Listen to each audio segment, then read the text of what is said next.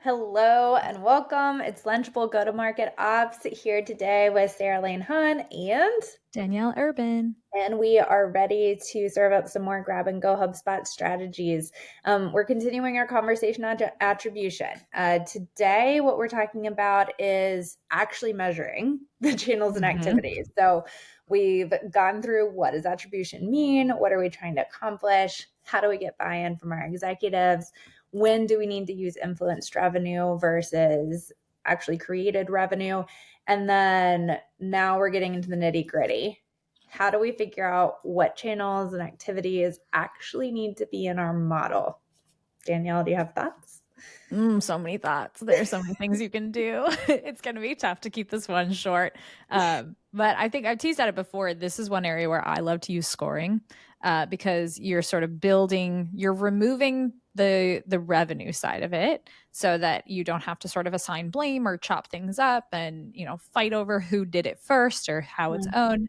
But it lets you have that level of abstraction that just sort of starts to understand what activity is happening. And so you can do like a pre-pipeline score. A lot of people do MQL score or the threshold for MQL. You can do opportunity marketing engagement score, which is something I've been working on a long time, and talk to the product team at HubSpot to really figure out the best way to do that. But I know that we also want to talk about sort of the categorizing and taxonomy and how you might roll that out across all of your assets as, a different way to find that abstraction and give yourself some data points to slice and dice things. Yeah, and you bring a good point in that the activities that you're using to qualify leads are often the same types of activities that you're going to want to use when you're building like a revenue attribution model or an attribution model of any kind down to the channel level. And so that I think is a really good tip. If somebody already has lead scoring built and you already have your behavioral score, there you go. You've already outlined what your key channels and activities need to be in your reporting for your attribution.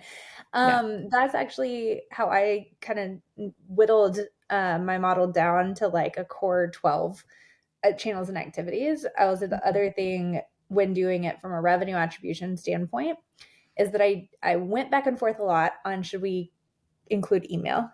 Do we want email? Because from a lead scoring qualification process, I do typically include email in there to some degree, right? Like it's not going to be a huge amount, but if somebody clicks in my emails, like they're engaging with my brand, I want that to count. And so from a channel perspective, like if you want to count those clicks, cool, we can build that in. But when you think about, do we want to measure every blog read that we get compared to somebody attending a webinar? And then are those worth the same amount of the revenue when they're generated? Like that gets really tricky and gets more into like the weighting and the modeling. And so if you're trying to keep things simple, my suggestion is just like take out the lower level things. Are you going to stop using email as a channel if it's not included in your revenue attribution? No, it works. Never. It has a place in your marketing. Nobody's telling you to stop emailing, right?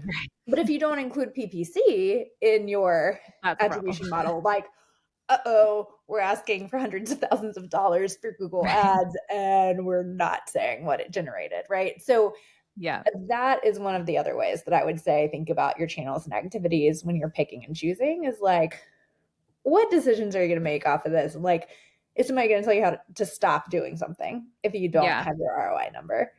I have If a funny so, anecdote here. One of my first jobs out of school, anytime we spent money and couldn't really track the ROI reliably, we were like, it's branding. Just leave it at that. It's for It's all brand. branding. Unfortunately, everything's brand, and so nobody believes it anymore. But you make such a good point on the email because I've had so many conversations with people where I have to like get up on a soapbox and talk about how email metrics are just generally unreliable these days because we've built in so many privacy protections and they're different across different platforms. You can't even trust a click sometimes. Depends what industry you're in. Like email is so tricky. And blogs are interesting too because I recently ran into this with one of my clients. You can't actually track a PDF.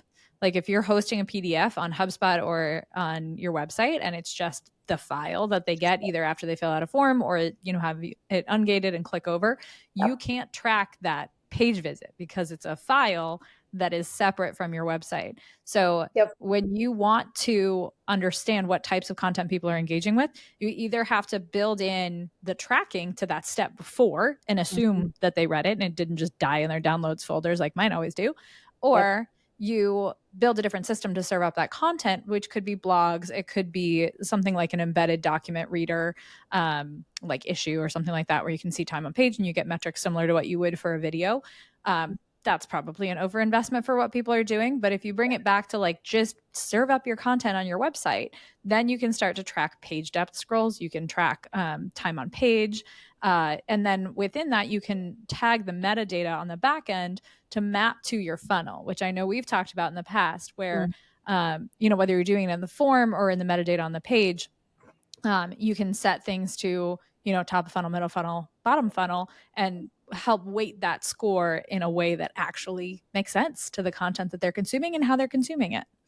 Yeah, I love that. I do want to get your insights on, from an attribution perspective, what Mm. sales activities are we monitoring in this? Um, I feel like you need outcomes in sales activities. And so if Mhm. you're just ringing their phone 10 times, doesn't count. HubSpot counts that as a call. But if you don't have a call disposition recorded, or if you don't have a call outcome, as HubSpot calls it, then it doesn't count. Like you have to say what happened. And I know a lot of tools will help you, fill that in. If they don't pick up, Yeah. it just automatically fills it in. So it shouldn't be that much extra work.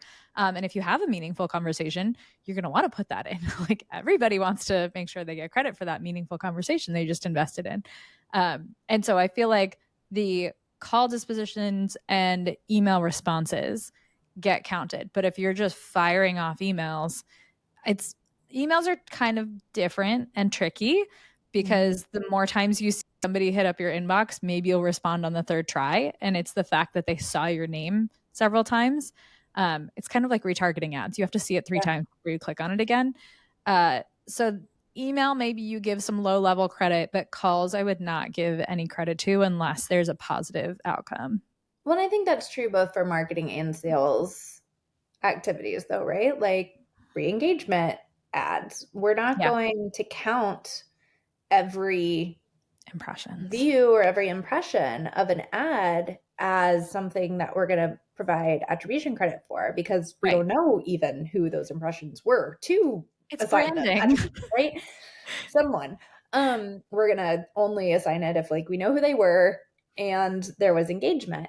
So same thing on the sales side. Like, yes, activity counts for your own metrics and for what your manager needs to look at, but for attribution credit, we need to look at the result. And so I've Yeah. had people get really granular in this where they're like, we only care if the call connects and they speak Yeah. to a person and it's verified to be the right human. So, Yeah. like, if it's a business number and they get stuck with the gatekeeper, doesn't count. We're not putting that in the attribution model as Yeah. a meaningful touch point, right? It is not going to move the deal forward. Mhm. So calls can get really tricky. We don't count voicemails, Yeah. or we do count voicemails, or calls have to be over 45 seconds, right? Like there's Yeah. so many ways you can do it. But I think that's an important nuance. And then yeah, with emails, like you're going to still need to send all of your emails and your touch points and do sequences. Like that's Right. great. Responses. That's that's how we know for sure that it is influencing moving the deal forward. So I think those are two really key ones. And then meetings being Yep. the I was third, just gonna whether bring that that's up. on site or virtual. And I do think that's one that kind of hits on kind of how we store our data. That's Yeah. important because if you are investing in on site meetings with clients where travel is Huge. involved or even just Yeah. gas or lunch or whatever, tagging those meetings as a meeting type will Mhm. let you put that in your attribution model so you can actually see how much did our on site meetings have impact versus us doing virtual meetings. Right. And I think that can be really helpful for making sales decisions in Yeah. your next year or your next 6 months. I think we're turning every SDR out there against us right now because we're talking about all the things they need to track. But They because don't have to track even it though. That's the thing. Like some of them, yeah, most of this is tracked in HubSpot automatically. You just need it to be set up operationally to do it. right. But this should not be more than 2 clicks per activity. Like Agreed. this should be part of the day to day. And a So lot yeah, of the like calling platforms will take care of that for you, and some of the yes, meeting platforms will too. But if you have a case where, a demo gets scheduled and then they reschedule it and push it out, HubSpot doesn't always go back. Even if they're using the HubSpot meeting tools, it doesn't put an outcome as rescheduled. You yeah, still have to go in and manually update that or build a workflow to help keep that data clean. But absolutely. setting outcomes on meetings and calls is so important for measuring that sales influence, and making sure that you've got the right cadence. So there's two pieces to this. There's the influence that gets sort of reported up, and then like you mentioned, there's like the coaching aspect where you figure out the formula of how many emails you have to send to get them to respond. But then what you report beyond your team is not how many emails you sent, it's what emails do to move the pipeline, and like Yeah. what's under the hood to get that done. But the level up is emails work. Yes, send them, do the things. Awesome. Anything else in terms of channel and activities tied to attribution that you wanted to touch on? There is so much granularity that we're not diving into Oh today. my, We hit on some I'm of it. curious. I'm trying so hard not to go down that rabbit hole. But, with the tagging that you can do on the back end, the different ways that you might trigger events that are meaningful, the different ways that you can build out scoring, like there are just so many pieces that you can plug in here. So talk to your trusted HubSpot experts to figure out the solution for you. But like there are so many different ways to do it, building on historical data and, building for the future. So, uh, just know it's not easy. It really isn't. And I do think that that's important. And, I've used large attribution software and then I've Yeah. used tiny self-built, solutions. And that is the one thing I think I was most surprised by when I used one of the larger attribution software platforms was that I still needed to go through every single channel and every single activity type and really decide what counts and when does it count and Mm. how do I get that information and how do I track it and count it and where is the date stamp going to live, and like it is so granular. And I think I was just expecting that some of it would be out of the box and it would just like know that would be, and then getting into like calls and which ones count, like that even occurred to me until I got into the weeds of it. And then I'm like, well, no, I don't want every phone dial to Right. count, and no, we don't really want voicemails to count either for this scenario, like. And so you really do need to go through each of your channels, each of your activity types, and every single one say, what is my criteria for this counting, towards Mhm. attribution, right? Not just towards an activity count, but like towards attribution. And Right. then where is it living? Like, how am I actually counting when that happens? Yeah. And so it is very complex. And then I think when you do that, you're going to find all of the missing pieces too. You're going to find, well, we can't really count this. Well, we can't really capture that. Well, this scenario is going to come up sometimes and we're going to miss it. And I think that's good because just Yeah. having awareness of like, this 20% bucket of things, we're never going to know. Yeah. And Branding. putting that on the table, I think, is really helpful because every executive I've ever spoken to is very understanding of that.